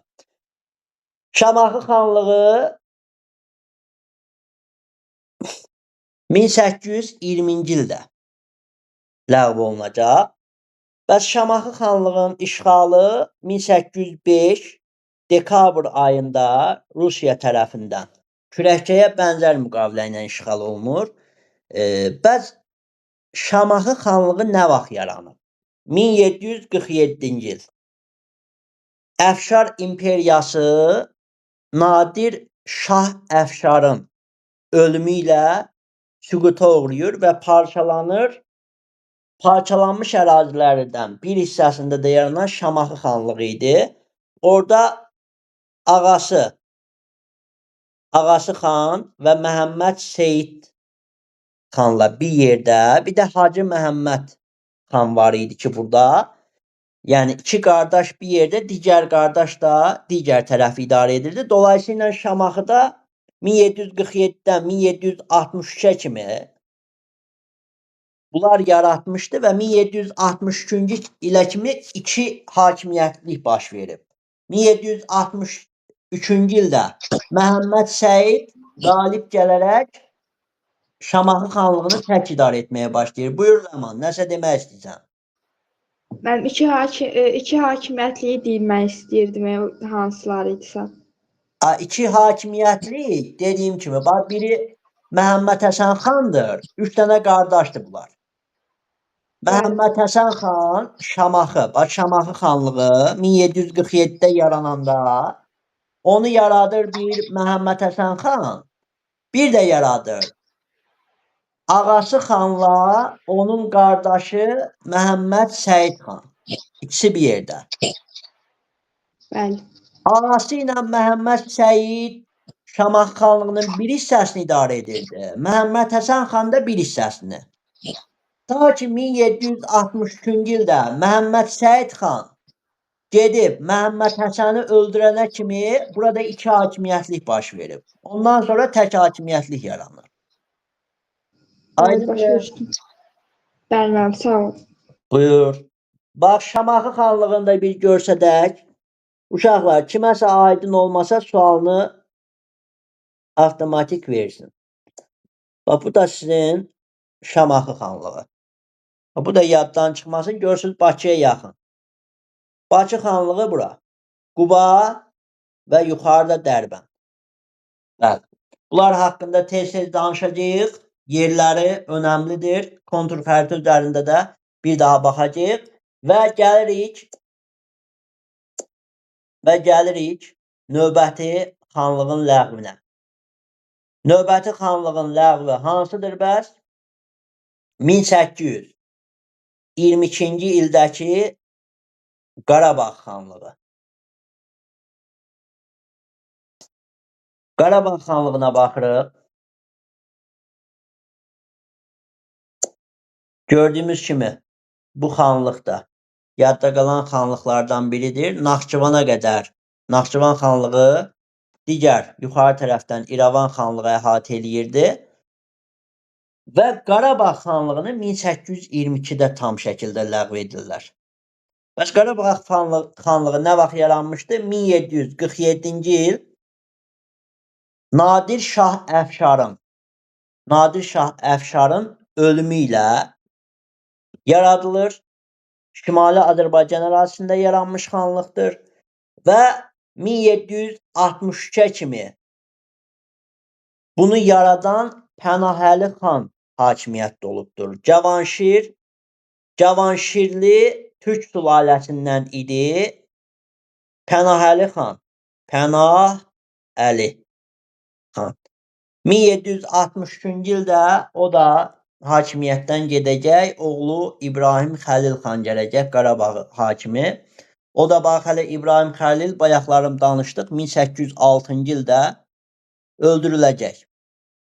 Bəli, Qarabağ 1805 sual-cavabda da dedik 14 mayda Kürəkçay müqaviləsi ilə Rusiyadan asılı vəziyyətə düşəcək. Bax bu yaddan çıxmasın. Xanlıqlar haqqında qısa bir qeydlərimizdir. Qeydləri buna uyğun çıxardırsınız. Testlərdə qarışıq suallar kimi olacaq. Yəni ümumiləşmiş suallar kimi 1-ci və 2-ci Rus-Qacar müharibələri dövrüdür. Və burada xanlıqların ləğv edilməsi haqqında bəzi gedişatlara baxacağıq. Və 1826 həmən ərazi hansı ki sülh müqaviləsini gecikdirən, Gülüstan sülhünü gecikdirən ərazilərdən biri bayaqlarım danışdıq ki Lənkəran xanlığı idi. Bəli, dayanırıq bu Lənkəran xanlığı üzərində. Nədir məsələ?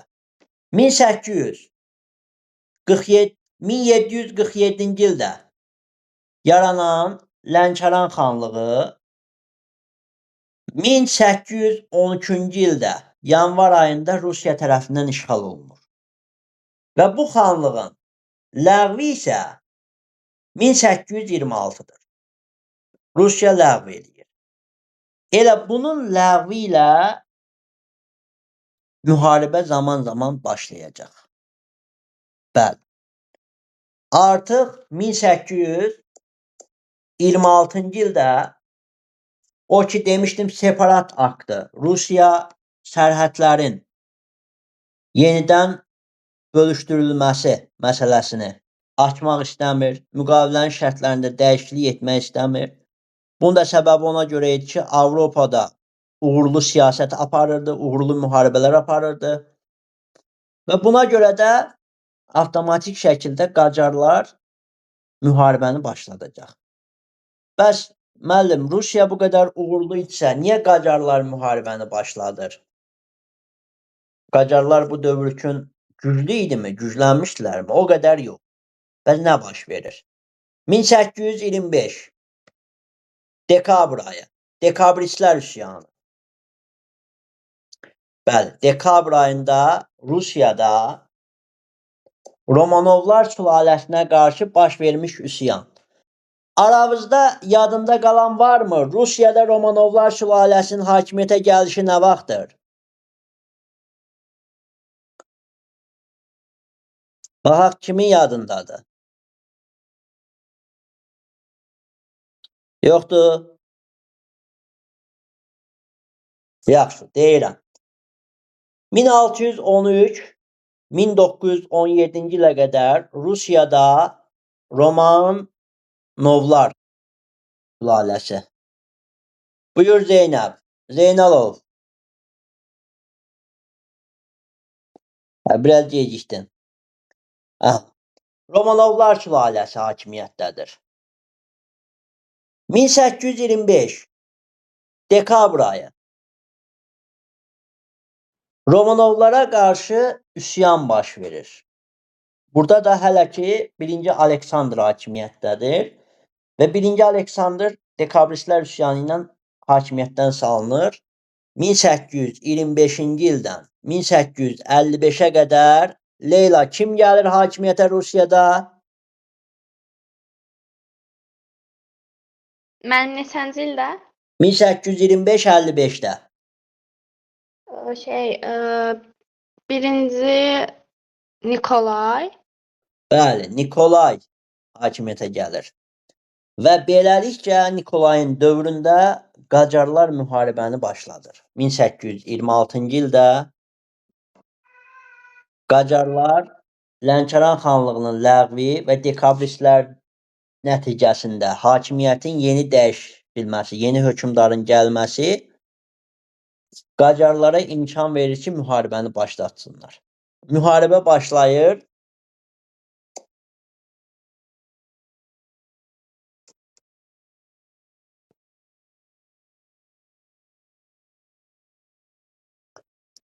Və ilk olaraq 1826-cı il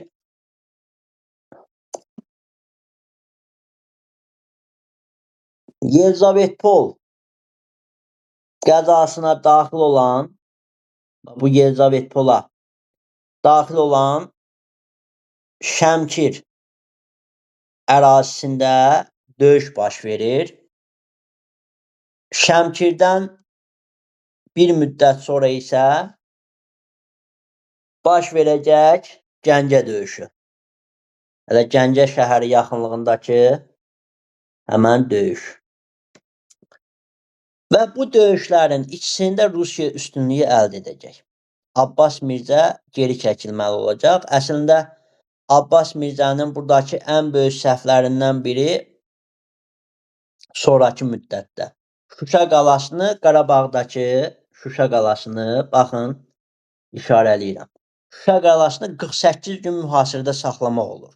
Rusiya ona kimi güclənir və beləliklə o bir səhv addım idi. Ondansa Rusiyanın digər günahlarına keçib hücumlar aparmaq daha məsləhətə uyğun idi. Və döyüşlər davam edir. 1827-ci ilin iyun ayında Cavanbulağı döyüşü baş verir. Cavanbulağı döyüşündə Rusiya üstünlük qazanır. Naxçıvan bölgəsini, Naxçıvan xanlığını tutur. 1827-ci ilin sentyabrında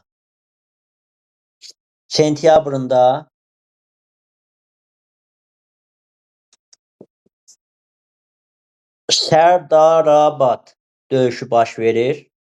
Sərdarabad döyüşündə də illərlə mühasirədə qalıb tutula bilməyən İrəvan ərazisi tutulur.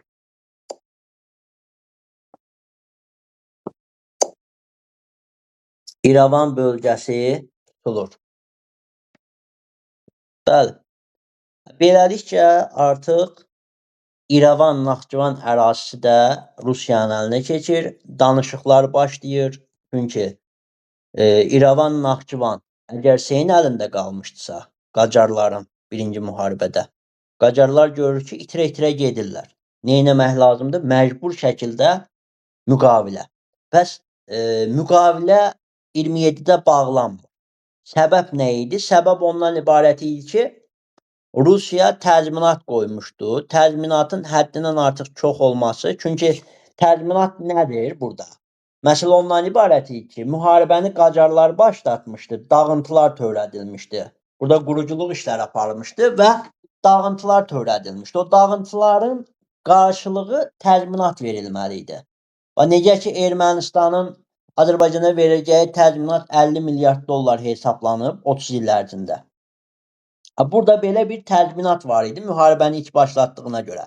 Biz təzminat məsələsinə 1-ci Dünya müharibəsi, 2-ci Dünya müharibəsində də baxacağıq. Almaniya təzminat verməlidir. Almaniya Dünya müharibəsinin başladan olmuşdu ona görə. Bu proseslərə bir-biri ilə əlaqələndirəcəyik. Və beləliklə Qacarlar buna razı olmur. Qacarlar razı olmur, lap yaxşı. Rusiya nə edir? Rusiya deyir, razı deyilsiz. Yox. Keçir, başlayır. Xoy, Maku ərazilərini Təbrizə qədər gedib çıxır. Xoy, Maku, Təbriz xanlıqlarını işğal edir 27-ci ildə. Bunu da vermir 1800. Hələ ki, müqaviləyə razı olmur. 1827-ci ildə artıq bu Urmiya gölü ətrafında Urmiya xanlığı və gəlir, hətta buradakı Ərdəbil xanlığını belə işğal edir. Urmiya və Ərdəbil. Bu ərazilərdə işğal edəndən sonra bu görür ki, daha gəlib Rusiya paytaxta çatır, Qacarların paytaxtına. Onda deyir ki, hə, kifayətdir, müqavilə lazımdır. Bəs müqavilə nə vaxt imzalanır? Danışıqlara əsasən 1828-ci ilin 10 fevral tarixində Rusiya və Qacarlar, yəni İran arasında Ləman, hansı müqavilə bağlanır 1828-də? Müəllim, mən indi qayıtdım dərsə. Onu Çıxmışdım. səhv deməmişəm. Leyla, Dəniz, hansı müqavilə imzalanır 1828-də? 1828-də Ha, onda Leyla desin. Zeynalov desin. Türkmençay. Bəli, Türkmençay. İndi bilirəm, bunun bir dəfə hələ belə dərsdə keçmişik, dərsin ilin axırı idi deyə çox təkrarlaya bilmədik, amma burada yaxşı oxuyun ki, növbəti dərslərimizdə yaxşı biləsiniz. Türk-mən-çay müqaviləsi. Bəli. Afərin Zeynəb. Əla. Türkmençay müqaviləsi. Deyir ki, Azərbaycan, bura diqqətlə qulaq asın. Gülüstanda bu şərti demirdik. Burada deyir ki,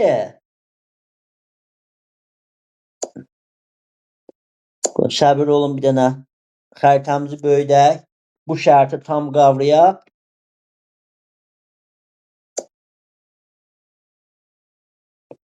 Yaşılla. Deyir ki, bu şərtdə Türkmençay müqaviləsinə görə Azərbaycan, Rusiya və Qacar, yəni İran arasında Araz çayı sərhəd olmaqla iki hissəyə bölündü. Bilirsiniz niyə Araz çayı? Əvvəl Naxçıvan, İrəvan axı Qacarların əlində idi. Onda Araz çayı sərhəd ola bilməz Rusiya ilə İran arasında. Amma Naxçıvan, İrəvan ki artıq verildi Rusiyaya, artıq Qacar keçdi Arazın cənubuna. Şimal oldu tam şəkildə Rusiyanın. Araz çayı sərhəd olmaqla şimal ərazilər Rusiyaya, cənub ərazilər Qacarlara keçir. Və belə bir şərt deyilir. Deyir ki, Qacarlar burada təzminat ödəməlidir. Təzminat ödəyənə qədər Rusiya, Xoy, Maku, Təbriz, Urmiya, Ərdəbil cənubda tutduğu, Araz çayından cənubda tutduğu əraziləri öz tabeçiliyində saxlayır. Nə vaxt ki, o təzminatı ödəyib qutaracaq İran, onda bu əraziləri qaytarıb verəcək deyir İrana, yəni Qacarlara. Və bu təbii ki, haqsız bir müqavilə idi. Niyə haqsız müqavilə idi? Çünki iki dənə kənar dövlət, İranla Rusiya, Azərbaycan ərazisini bölüşdürməyə çalışırdı. Elə bir ki, fikirləşin ki, belə deyək, Fransa yerində durubdur. Baxın, gəlin buradan. Gəlin belə nümunədən verək. Türkiyə yerində durubdur, Türkiyə. Oradan Bolqarıstanla aşağıdan Suriya Türkiyəni bölüşdürmək uğrunda mübarizə aparır. Yəni Türkiyənin heç bunların döyüşünə qatqısı yoxdur. Onun uğrunda müharibə aparırlar, bunun ərazisi uğrunda. Yəni bu proses artıq ədalətsiz, haqsız müqavilə olaraq, müharibə olaraq bilinir. Və bunun da bağlanan müqavilə ədalətsiz müqavilə olaraq hesab olunur. Aydındır uşaqlar. Çətinliyimiz var. Xeyr. Əla. Xeyr. Dərsə baxacaqsınız, heç nə, eləyəcəksiniz. Bir neçə məsələni də deyirəm, yadınızda saxlayırsınız. Demək, Gülüstan müqaviləsi 16 maddədən ibarət idi. Orada həmişəki o ticarət məsələsi, bir-birinin ərazisində ticarət məsələsi üzrə səlahiyyətli qurumların açılması məsələsi, bunlar öz əsasını yenə tapırdı müqavilədə. Və müqavilədə belə bir şərt əlavə olunur. Müqavilənin 15-ci maddəsi. Müqavilənin 15-ci maddəsi tarixdə ən böyük faciəvi maddə kimi deyə bilərik. Ermənilərin bu əraziyə köçürülməsi. Bəli. Ermənilərin heç bir maneə olmadan cənub ərazidən, İran ərazisindən Azərbaycan ərazisinə hərəkəti. 15-ci maddədə deyirdi və deyirdi ki, ermənilərə icazə verilir ki, onlar daşına bilən mülklərini, daşına bilən, məsələn, iynəyi, mal-qarası, bu mülklərini bir il ərzində satmağa icazə verilsin. Onların daşına bilməyən torpaq, ev mülkləri satılması üçün 5 il vaxt verilsin və onlar 5 il ərzində tam şəkildə köçsün bura.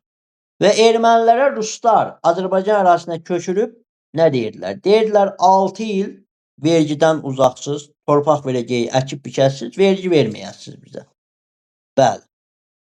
Və ən münbit torpaqlarda yerləşdirilərsiniz. Belə də olurmu? Olur. Nə baş verir? Elə bu maddəni verdikdən sonra ermənilər yavaş-yavaş bir il ərzində hazırlaşırlar ki, Şimali Azərbaycana köçsün. Rusiyada nə edir? Ən sonda, bax, Türkmənçay müqaviləsindən sonra Naxçıvan və İrəvan xanlıqlarını 1828-ci il mart ayında, bax, fevralda Türkmənçay müqaviləsi oldu. Mart ayında Naxçıvan, İrəvan ləğv olunur. Qarabağ, Naxçıvan, İrəvan ərazisi daxil olmaqla, bax, ümumi bu ərazidə qondarma erməni vilayəti yaradılır. Nə üçün? Ermənilərin köçürülməsi üçün. Ermənilər nəyə lazım idi? Türkləri məhv etmək üçün. Türkləri xristiyanlaşdırsınlar, xristiyan olmaq istəməyənləri də bir hissəsini qırıb qutarsınlar. Türklər ya xristiyanlaşmalı idi, ya da ruslaşmalı idi. Bu olmalı idi, buna çalışırdılar Azərbaycan ərazisində. Amma axıra kimi bu plan həyata keçirilə bilmir. Bu erməni vilayətini 1840-cı ildə 10 aprel qanunu ilə 1-ci Nikolay ləğv edəcək. O haqda da növbəti dərslərimizdə danışacağıq. Amma son bir neçə cümləm qalıbdır ki, qoyun onu da əlavə edim. Ondan sonra yekunlaşdıraq. Hamı, necə deyərlər, yatmağa. İndi son bir proses burada nədən ibarətdir? Qacarlarla müharibə qutaran kimi 1828-1829 yenidən Rusiya-Osmanlı arasında müqavilə, daha doğrusu müharibə başlayır. Müharibə 1829-cu ildə Ədrinə sülhü ilə başa çatır. Şimali Azərbaycan torpaqlarının Rusiya tərəfindən tam işğal olunduğunu Osmanlı tanıyır. Məcbur idi da, neçə döyüş aparır, məğlub olur. Bəli, tanıyır. Ədrinə sülhündə bir dənə də faciəli proses var.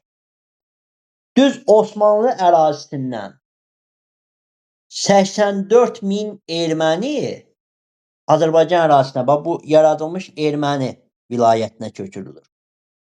Siz təsəvvür eləyin, İrandan 40 min, 84 min də buradan. İkisi bir yerdə 124 min erməni bu ərazilərə köçürülür. Və ermənilərin dövlət yaratması hadisəsinə biz 1918-ci ildə bu prosesi görəcəyik. Ermənilərin bizim əraziyə geniş şəkildə köçürüldüyü dövr bu dövrdür. Bəli. Amma ilk dəfə köçürüldüyü dövr Pyotrun dövrüdür. Birinci Pyotrun dövründə Pyotr 1724-cü ildə İstanbul sülhü ilə həm də belə bir maddə əlavə edir ki, Azərbaycan ərazisinə ermənilərin köçürülməsinə icazə verilsin. Bəli. Vəssalam. Uşaqlar, bu da Ədirnə sülhünün şərtləridir. Bununla da bugünkü dərsimiz sona çatır. Siz 11-ci sinifdən birinci paraqrafı oxumuşdunuz. Sizə PDF-i yenə yönləndirəcəm. Sabahların PDF-in bəzi hissələri var. Onları tamamlayıb yönləndirəcəm tam şəkildə sizə. Siz də birinci paraqrafı təkrar edirsiniz. İkinci, üçüncü paraqrafı da tam şəkildə oxuyursunuz. Həm PDF-dən, həm də dərsliyin özündən oxuyursunuz. Düzdür, mən əsas şeyləri vermişəm, amma orada bəzi şeylər var ki, onu da oxuyub qavramaq lazımdır. Sadə şeylərdir. Ən çətin məsələləri mən zaten burada izahını verirəm. Bu öz yerində. Gələn dərsə Allah qoysa 6-cı günü qoşulacaq. Səbəb də ondan ibarətdir ki, 6-cı gününə kimi həm də testimiz olacaq. Birinci və ikinci Rus-Qacar müharibəsinin testini ikinci hissədən işləyəcəyik. O hissəni tam şəkildə qavrayacağıq. Və bugündən sonra belə bir şey var. Hamı qeydi çıxardır, mənə göndərir şəxsidən. Qeydi çıxardırsınız, dərsin izahına baxıb. Qeydi göndərirsiniz mənə şəxsidə şəkillərini. Testi yazırsınız, testin şəkillərini yoxlayıb mənə göndərirsiniz. Köçürməyə çalışmayın. Burada məsuliyyət biraz sizin üstünüzdədir. Amma köçürməyə zaten mən biləcəm sual cavab eləyəndə. Kim köçürüb, kim köçürməyib. Ona İkinci görə. mövzunu. Hə? İkinci mövzunun qeydini çıxardıb ataq. Həm 2, həm 3. Hə, tamam. Yaxşı, xanlıqların ləğvi məsələsi də orada özünün əksini tapacaq. Testi də yazanda hardansa köçürməyin. Oturun, testi normal şəkildə işləyin, normal qavrayın. Dediklərimi eləyən uşaq aşağı nəticə qoya bilməz. Ona görə də tam şəkildə oturursunuz, testi işləyirsiniz, bu hissəni möhkəmləndirik. Videoya da çalışın ki, baxın, kaydı yükləyən kimi YouTube-a göndərəcəm, hər biriniz baxasınız. Belə, uşaqlar, demək, bir 5 dəqiqə vaxtımız var. Kiminsə əlavə sualı varsa, hər hansısa hissədə bir qarma-qarışıq hissə varsa, desin ki, müəllim, bu hissəni başa düşməmişəm, bir dənə bu hissəni izah verə bilərsinizmi? Kiminsə əlavə sualı varsa, buyursun.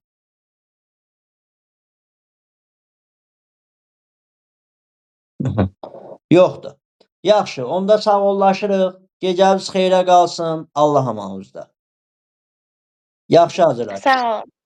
Sağ olun. Sağ olun. Sağ olun. Sağ olun. Sağ olun.